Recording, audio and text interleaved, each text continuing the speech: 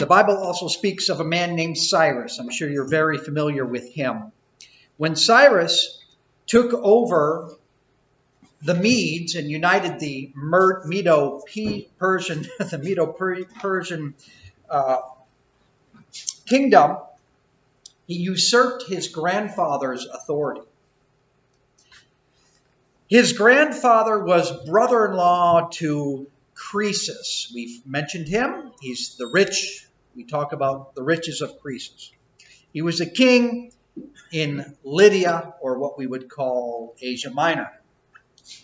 So when this happened, when Cyrus, who we read about in the Bible, became king, Herodotus, a secular historian who wrote and lived back then, writes that Croesus considered going and attacking from Asia Minor over to Persia to attack Cyrus. But before he did this, he wanted to consult the gods to see whether that would be a good move or not. And so there were these false gods all over Asia Minor and Greece and Egypt. And what he did is he devised a test. And he sent runners. And he sent messengers. He said, you need to go to this temple, and you go to that temple, go to all these different temples. And count from this day, the day you leave, 100 days. And on that 100th day, I want you to approach the god, the false god, and ask it to tell you what I'm doing.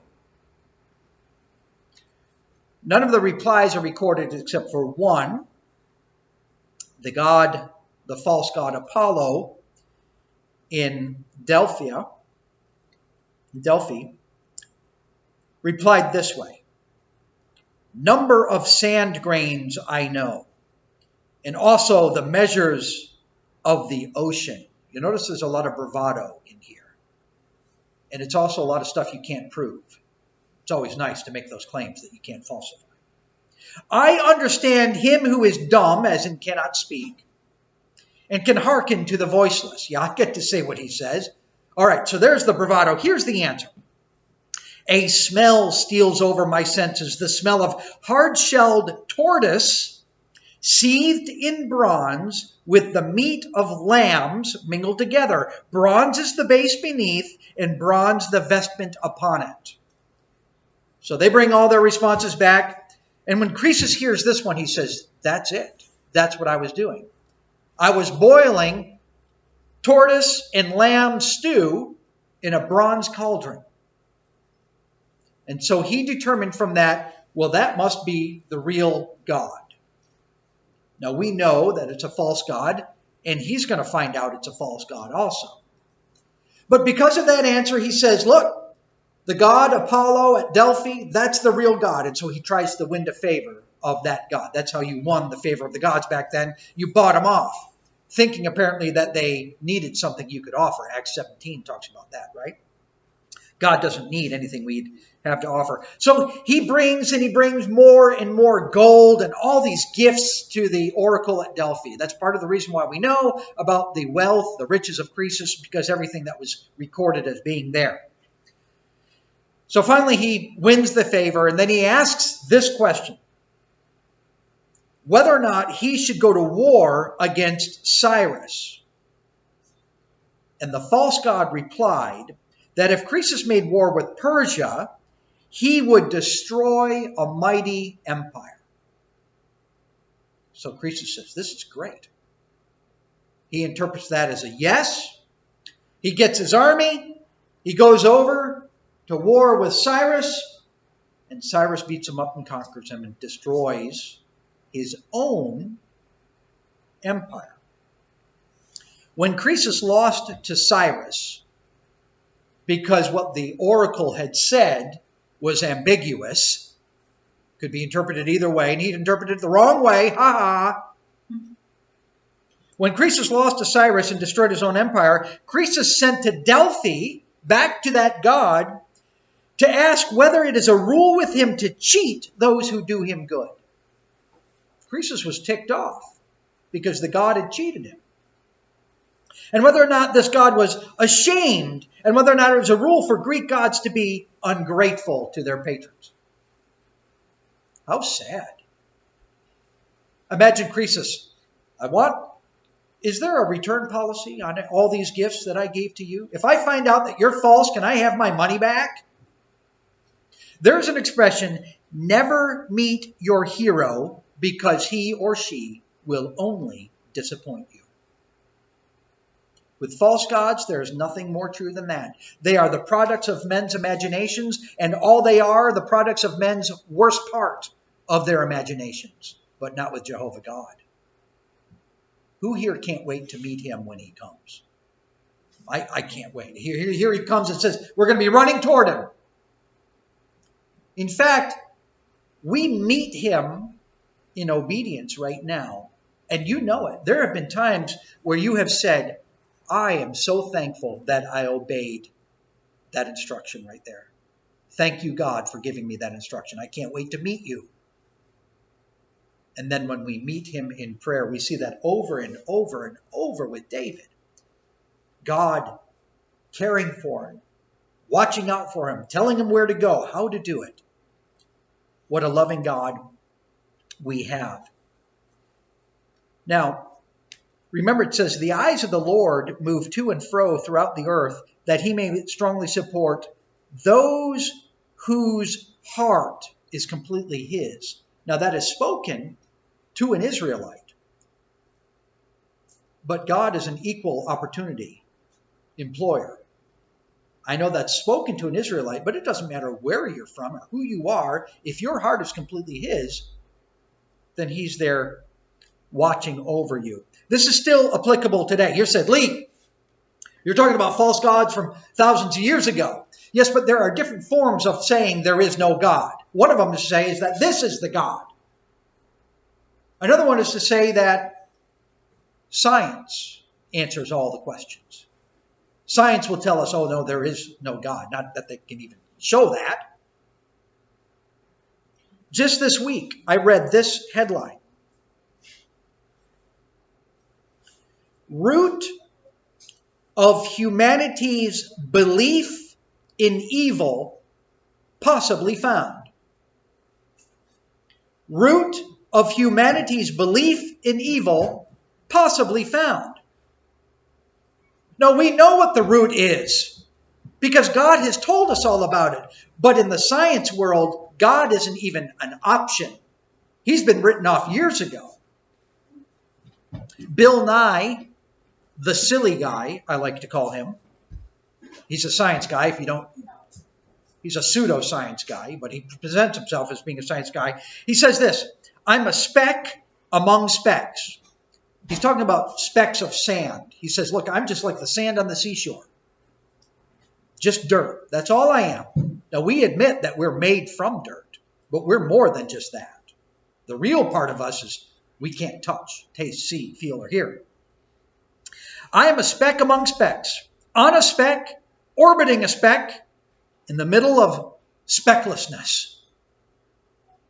And then he says, and he goes on to use a word that I won't repeat here, but says, I'm not worth anything. I'm worth less than nothing. What a sad existence. Could you imagine that? Going through life thinking, I'm nothing. I'm not worth anything. There's nothing worth anything. And then we die. How depressing. The God-fearing person says, I am joyfully and wonderfully made. Psalm 139:14. I'm not alone. I'm not without a comforter. I'm not without somebody who's there listening, wanting to help. This brings us comfort. David Inquired, part 2. David Inquired, 2 Samuel chapter 2. 2 Samuel chapter 2. Saul is now dead. That's important. Saul is now dead. So there's nothing standing in the way of David assuming the promise that God has given to him long ago. 2 Samuel 2. It came about afterwards that David inquired of the Lord, saying, Shall I go up to one of the cities of Judah? And the Lord said to him, Go. So David said, Where shall I go up? And he said, To Hebron. So David went up there, and his two wives also, Ahinoam the Jezreelitess, and Abigail the widow of Nabal the Carmelite. And David brought up his men who were with him, each to his household, each with his household, and they lived in the cities of Hebron. The men of Judah came there and anointed David king over the house of Judah. Couple points from this, a lot of points. What a great blessing prayer is, right? You see this back and forth. It continues. Should I go up? Go up. Where should I go? Go here. What a great blessing prayer is. God is accessible. He's available. He even cares. Do you remember what Jesus says in Matthew chapter 6? When you pray, pray this way, Our Father. God is a God of wrath. God is remote. Our Father in heaven. You can't get to heaven. But the Father part brings him down to us. That's what he is. And in the sad world where fathers who are not even present, they're not who they should be, we understand all the more that God is here and he's loving. He disciplines us. He gives us what we need. He's a father. I recently heard one of my children, I won't embarrass him by bringing up his name, one of my children said this. He said it to my wife. Dad never has time to throw snowballs with me. Now, I've already told my child this. I have many faults. God the Father does not throw snowballs, but he has time for us. You would never hear such a thing said about God our Father. What a great blessing answers are. What a great blessing accurate and helpful answers are. Here, David says, should I go up? And he says, go. Where do you want me to go? I want you to go here, go there, go there. Remember what Croesus heard? If you fight him, you'll destroy a great... It turns out to be not helpful for Croesus, but God gives us helpful answers. Very specific. Shall I go up? Yes. Go. Where? And he said, here. This is where you go. Hebron. Sometimes, when I'm being punished, my wife will ask me to go and shop for organic food at Walmart. When I'm walking down the aisle, it looks like a whole bunch of things. It even looks like a whole bunch of things, and I'm not wearing my glasses, right? What is this? What is this? And so I'll text with her back and forth. And she'll say something like, one more aisle. Go to the middle. Look at the flour. That's not a pretty flour. It's cooking flour, baking flour.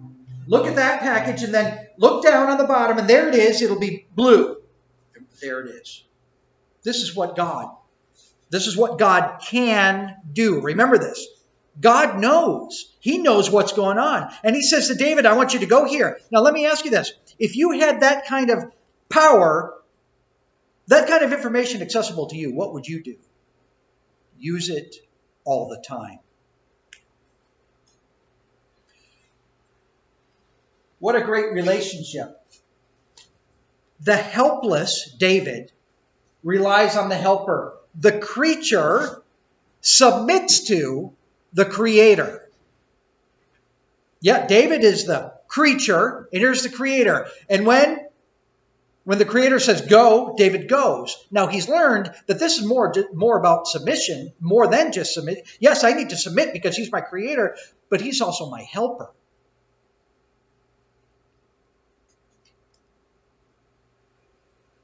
David says, you inform, you instruct, you guide, and I will follow. You have the knowledge. You're the one that's looking down. You see it all. You have the knowledge. You have the power. You have the control. And you have my best interests in mind. What is David going to do? He's going to pray. That's it. It's as obvious as the day. The process, remember? Pray, obey, and things will go your way every single time. What great consistency. No forcing, no assuming. What in the world am I talking about here? You notice that? David had already been anointed. He knows he's king. He knows that now that Saul is out of the way, the throne, the God-given throne, is his. And he knows he has to do something to assume the throne. What does he do? He prays. Now, I find this very consistent with how he lived while Saul was still alive. David was going to be king. The implication is Saul's going to be dead. And yet when David had the opportunity to take things into his own hands, what did he do? He prayed and said, look, I know that there's a promise and there will be fulfillment because God always keeps his word. But the details in between, I don't know exactly what they are, and I'm not going to take them into my own hands unless God tells me to, in which case it's not me taking them into my own hands. God's just using me as a tool. That's the way he lived while Saul was alive, and after Saul is dead, he still acts the same way. I'm not going to force this. I'm not going to assume anything. I'm going to consult God.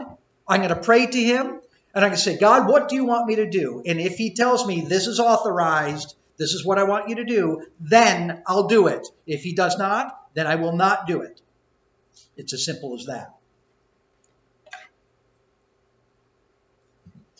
What a great way of life.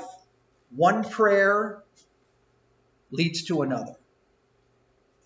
I listen to classical music sometimes, and it can move you. The movements can move you. That's the thing about music. God knows this. That's why he has us sing, right? And you listen to those notes, and they can have you rising above the clouds. And then you follow the music, and you go down, and they are so beautiful. How the artist can take that one note and link it right to the next one, and the next one, and the next one. This is David's life with prayer. You could chart it. Here's a prayer. He's happy today. He's praying. Today's a normal day. Not bad today. I'm not doing that bad today. Tom's tired today. He's down here. It's as though you could take the prayers of the faithful and graph them like sheet music. At least you ought to be able to. It came about afterwards that David inquired of the Lord and said, shall I go up to the cities of Judah? There's prayer number one. And the Lord said, go. And so, which city? Shall I go up to one of them? Yes, go. Naturally, this leads to the next prayer. Which one should I go to? That's the way you're leading. Do you think he stopped praying that way when he got to Hebron? Oh, okay, I'm in Hebron. I don't have to pray anymore. No, because the man of faith understands. God is in control. He has the knowledge. He has the power. He has my best interest in mind. I am going to keep asking him. Every time there's something new, I'm going to say, Lord, what do I do? And when there's something old, I'm going to say, Lord, thank you for that. And these prayers are just going to keep on coming and coming and coming. Somebody said to me recently, our sister-in-law, my wife, so my brother's wife said, she wrote this email, I love how being an adult is just saying, but after this week, things will slow down a bit again to yourself until you die. After this week, things will slow down. You just keep saying that because they never slow down and then you die. That's her point. For the child of God, things are about praying again one more time to God, aren't they? And then you die. That's it. You don't ever stop praying to God. You just keep on praying to him. While I was composing this lesson, I heard a song by, of all people, Elvis. The song was, Help Me. I wrote down the lyrics. Lord, help me walk another mile, just one more mile. That's life. Lord, help me smile another smile, just one more smile. I cannot make it on my own. Now, I wouldn't normally suggest that Elvis is somebody you need to listen to for advice. But in this case, his advice is biblical. And here's the point. Even the non-Christian heathen understands a biblical principle. I may not know everything I'm doing tomorrow. That was last night's sermon, right? I don't know what all I'll be doing tomorrow, but I know two things. Number one, if there is a tomorrow, it will require praying without ceasing. So I had better be doing it. 2 Samuel 5. David is now king over all the northern tribes and the southern tribes, although they're not divided yet. But they were divided for a little bit. And so now he's king over all of Israel. Verse 17.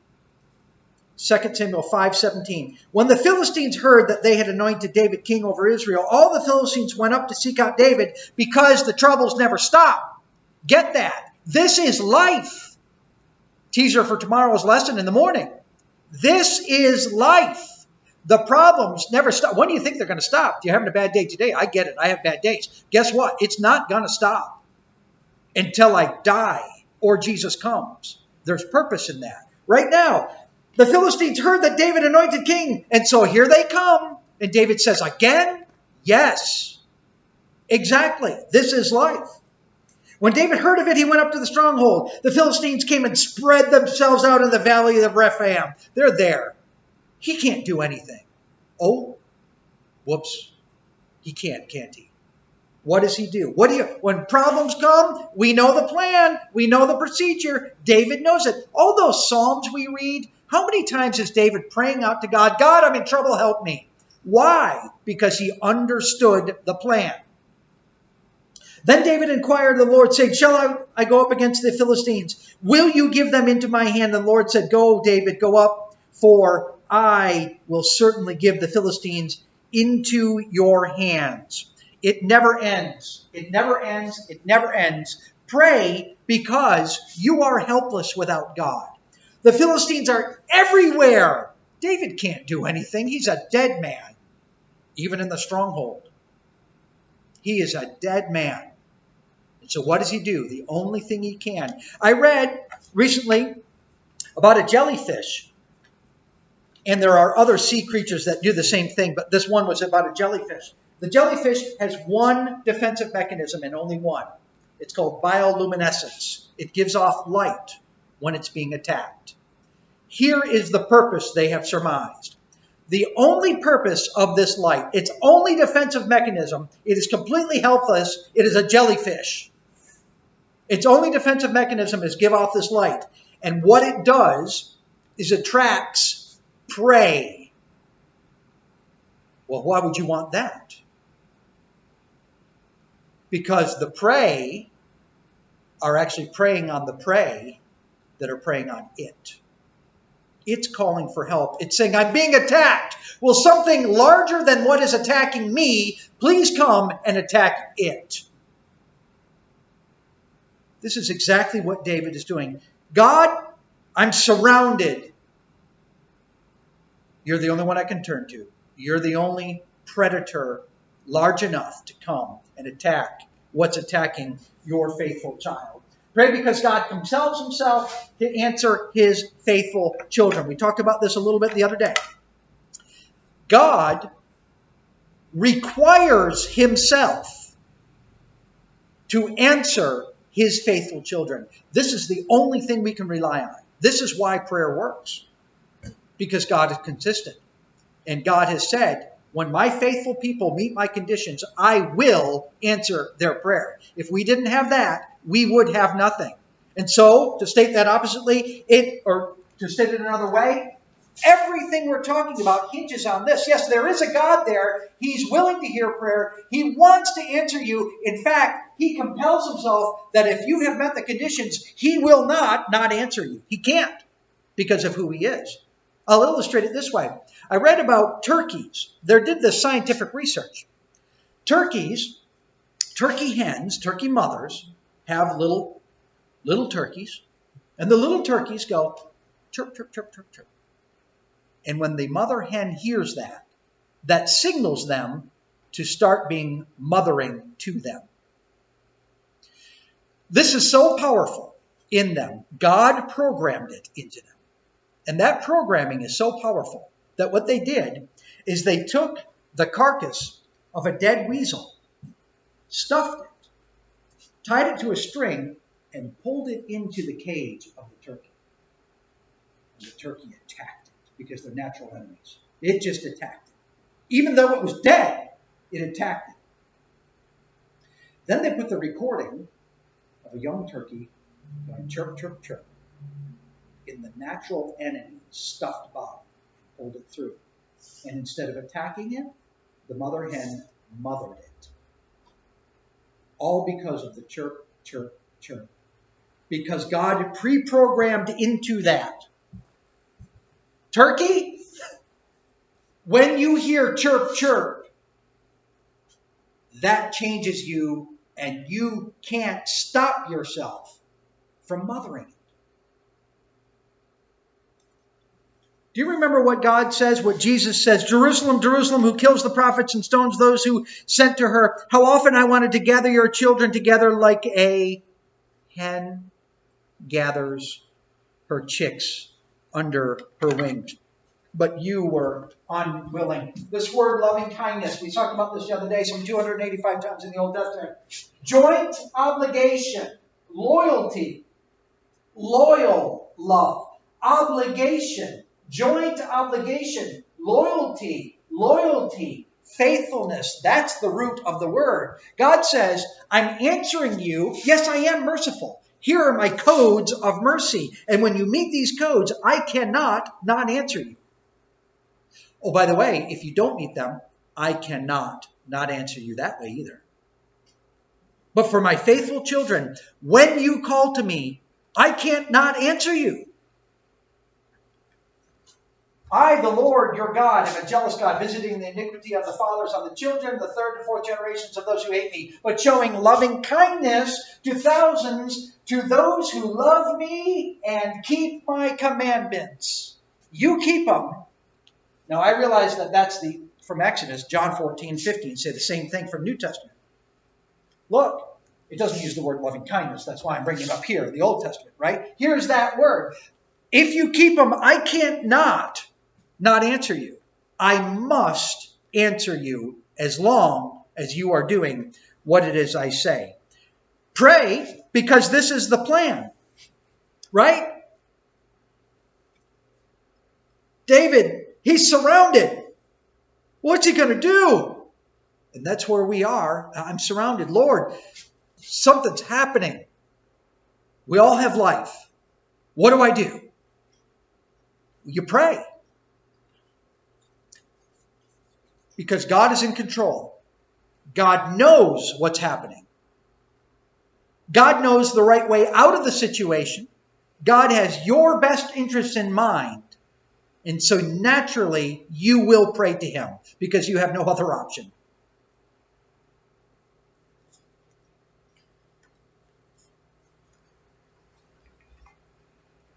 Pray and take reasonable action. Verse 18, the Philistines came and spread themselves out in the valley of Rephaim. David inquired of the Lord and said, shall I go up against the Philistines? Will you give them into my hand? A couple things here. David prayed, but what did David know he had to do also? Go. Some of us say, I prayed to God. Okay, good. But sometimes it requires more than just praying to God, right? There are times where all you can do is pray. I get that. Look, I've done this, I've done that, and now we're to the point where all I know to do, and I've studied, I've looked at it, and I'm not the dumbest creature that you created, and all I come up with is, Lord, all I can do is pray. Okay, there are those kinds of situations. But many of our situations we find ourselves in are, Lord, I'm praying to you, but I also realize that I myself have to do something. Pray and take reasonable action. Should I go up against the Philistines? That's reasonable. He's a fighter. He's the king. Yes, that's reasonable. Be prepared to take that. Notice he also knows what's really going on, doesn't he? Shall I go? Yeah, I'm going, but will you give? David understands who's in control. He really understands what's going on. That's why we find him praying so much. David knows God's the one's in control. I might think I'm in control. Sometimes it seems to me I'm in control, but in reality, I am never in control. No, God is allowing certain things to happen. I'm in control of myself and what I do. I have my free will.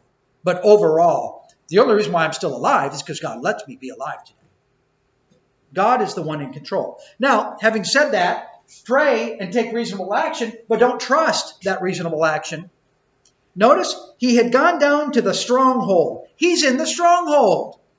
Once you're in the stronghold, you don't have to pray. Because the stronghold is what will protect you. Or so we're tempted to think, if we're not thinking properly. Because the position is only as strong as the power that's behind it. It's a stronghold. Yeah, that's reasonable. All right, I will reasonably take action, go to the stronghold. But even while I'm there, I understand this stronghold is not what's protecting me.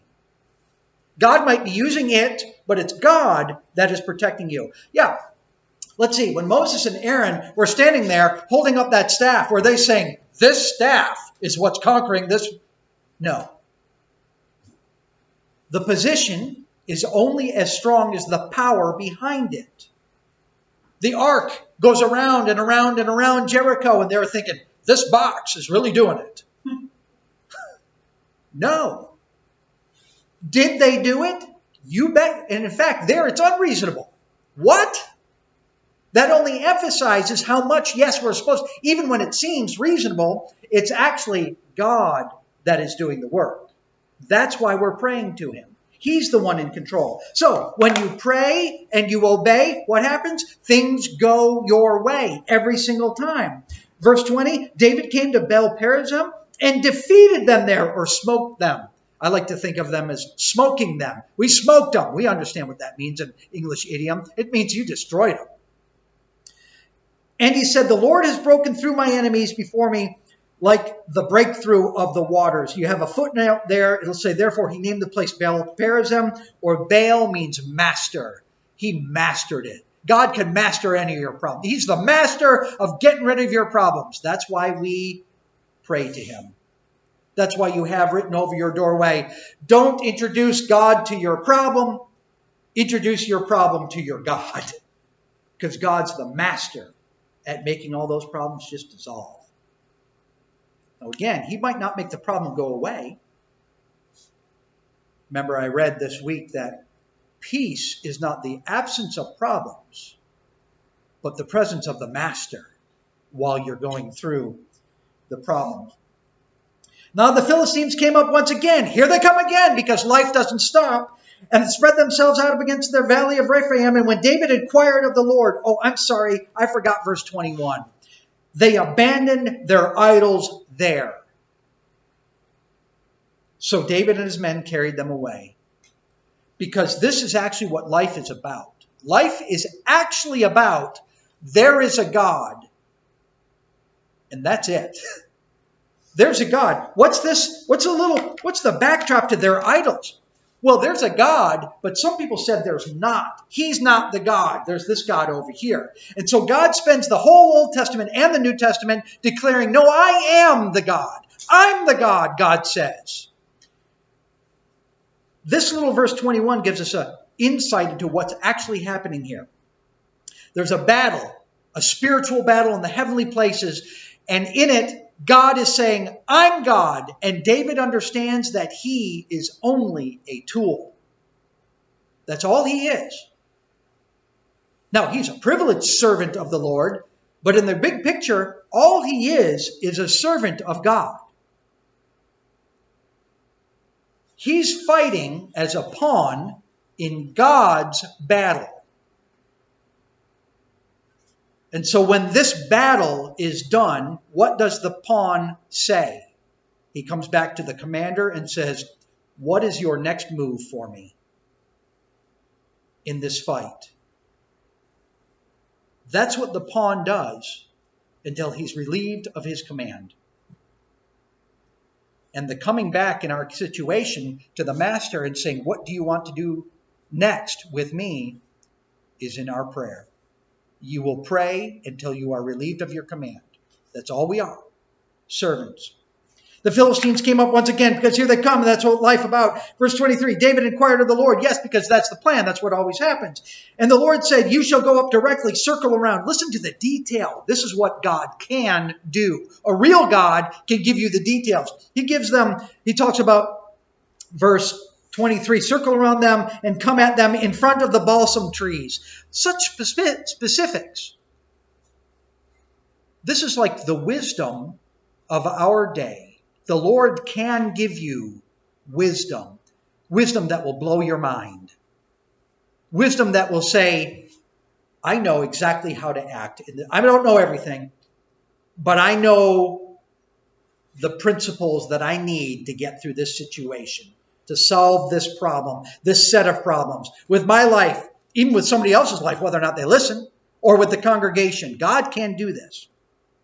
Verse 24, it shall be when you hear the sound of marching in the tops of the balsam trees, you shall act promptly. God can work a miracle. And here, I'll say this. God may be working providentially in our lives this way, but we don't know it. I'm not saying he is. I'm saying he can. Don't rule it out. And so when you're praying, say, Lord, I don't know. Maybe do one of these for me today. I don't know what the case might be. Then you shall act promptly, for then the Lord will have gone out before you to strike the army of the Philistines. Verse 25, then David did just so as the Lord commanded and struck down the Philistines from Geba as far as Gezer. David did just so. This is the plan. Pray, obey, and you'll win. Now, God gave him direct, specific answers, explicit ones. Go, do, go this way, go that way. We don't have that pleasure this day, but he does give us answers, doesn't he? And so we pray. We pray to him and we say, Lord, give me the answer. And then we turn around and we read. And we keep on reading and we keep reading. And if the Lord is being patient with us, we'll see the answer. We'll see his explicit revealed will, And then maybe we'll be able to take some guesses. Perhaps this is what God was doing here in my life. I don't know. What does this say? So you pray to him. And when the answer comes from here, you obey it. And you win. How did David march to that crown? You know that crown he was promised? Are we promised a crown? How did David get there? He prayed. He obeyed. He did that long enough and he finally got that crown.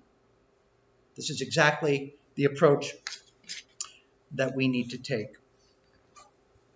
The pattern so far is general faithfulness of the servant or soldier. That's what we've seen. Specific unknown prayed about, usually regarding fighting the Lord's battles. That's what we've seen with David, right? What do you want? God, I'm fighting your fight. What do you want me to do? I'm faithful. I'm fighting your fight. This is the pattern so far. And then the specific unknown answered even favorably for David, really only because David had aligned his will with God's will. That's why it's favorably for David, because David's just doing what God wants. Now, that's the pattern. I told you that I kind of fell into this sermon, this outline, by doing, I forget what I was looking for. I typed in David inquired, and back came these results. So David inquired. These are all the texts we've looked at. David inquired of the Lord, saying, shall I go and attack the Philistines? And the Lord said to David, go and attack. Notice, the Lord said. He answered him.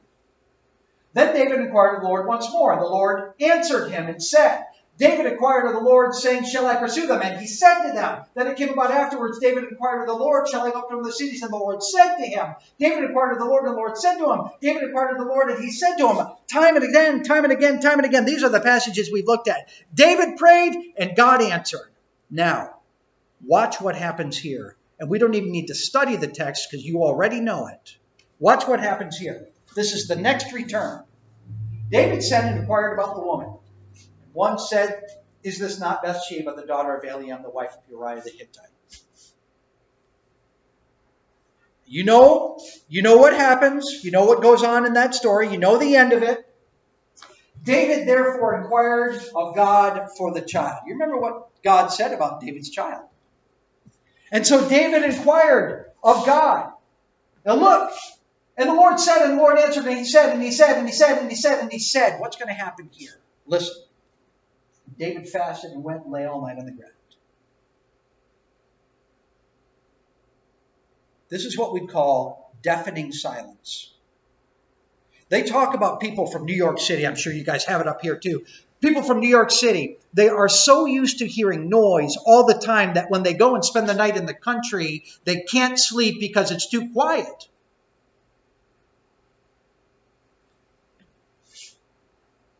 All David's life. And the Lord said, and the Lord said, and the Lord said. What's the difference? Right there. Here's the thing about prayer. This is the confidence which we have before him. If we ask anything according to his will, he hears us. There is a script for everything according to his will. If it's his will, this is the prayer, this is the answer. If it's his will over here, this is the prayer, this is the answer. If it's his will over here, this is the prayer, it's his answer. But if it's not his will, you can't get an answer. You can't. Prayer stops working then. It's not intended to work at that time. We know that God does not hear sinners. If anyone is God-fearing and does his will, he hears him. I'm sure that you get phone calls from the community saying, "Can you give us some money? Can you give me some food? Can you give me a jacket?" We get them all the time. There's a congregation in central New York State where David DeBell is now working there. He has been for many years. He's an engineer that also preaches there. The church got the phone call. "Can you give us some money?" Well, David, understanding that the church doesn't give non-Christians of its treasury, gives some of his own. Turns out that the person that was seeking the foodstuffs wasn't exactly sincere. We've all had that before too. The person called again. David finally had figured out, no, this person, David had judged, this person is not being sincere. The person kept on calling. David replied this way: "This number will no longer be any good for you." He didn't change the number. The number just didn't work for that person anymore. This is exactly the thing with your iniquities have made a separation between you and God. It's not that I can't hear you, God says. It's not that I can't reach you. That's not the issue. It's not my fault, God says. You're in captivity or going to be in captivity because of your sins. Even though you multiply your prayers, I will not listen. Your hands are covered with blood. He no longer regards the offering or accepts it. You have dealt treacherously, though she is the wife of your companion. 1 Peter 3:7 says, "You husbands, in the same way, live with your wives in an understanding way as with someone who's weaker, since she is a woman. Show her honor as a fellow heir of the grace of life, so that," here's our principle, "so that your prayers will not be hindered." The first sermon was about there being a powerful God there to hear your prayer. And it mentioned very briefly David's faithfulness. The second sermon is about there a God being there to hear your prayer, but it ends with David's unfaithfulness and showing how our life and how we live it impacts whether or not God hears our prayer. Who wants God to hear our prayer? Everybody says yes. I asked in the first sermon, how is your prayer life? The question in this sermon is, how is your life? Whether or not God hears when does God hear my prayer? When I have so ordered my life to be in compliance with his will. I live by faith, obeying his commands, God hears my prayer. He cannot not hear it. That's when God hears. Somebody wrote, I have seen statues of many great men riding horses, but none of any men riding the fence. You better commit is the point. Look, you want God to hear your prayer? Well, you've got to commit. We can't just dilly-dally. Some succeed because they are destined to. I don't believe in destiny. The Lord does not teach that kind of destiny. Most succeed because they are determined to. In the Lord's case, you can't succeed unless you're determined to. You must be determined to in order to succeed. Having said that, I have seen people who walk around in life, Christians, who walk around in life, and you can tell by the decisions they make, the lives they keep, the people that they talk to, the things they do, the things they don't do, the music they listen to, the music they don't listen to. You can tell, man, they're not living a life of intent. They're not living a purpose-driven life, not for God. But yet, things seem to be okay with them. At least they think so. We raise chickens. Chickens are the oddest things. I've seen them run fast as they can in that direction, and on a dime, change direction and run as fast as they can in that direction, get to another dime, and stop, and act as though they meant it all along. They didn't mean it. They don't know what they're doing. Some people act the same way. They're Christians. But you know that they're not actually leading a life that is committed to the Lord.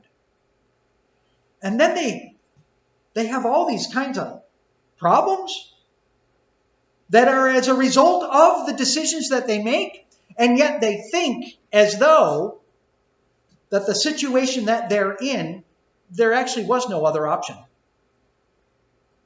There couldn't have been an alternative path, like one of faith. I'm here. The problem, the reason I'm here is not because of my lack of faith. It's because I'm living in faith, and this is where God has put me. No.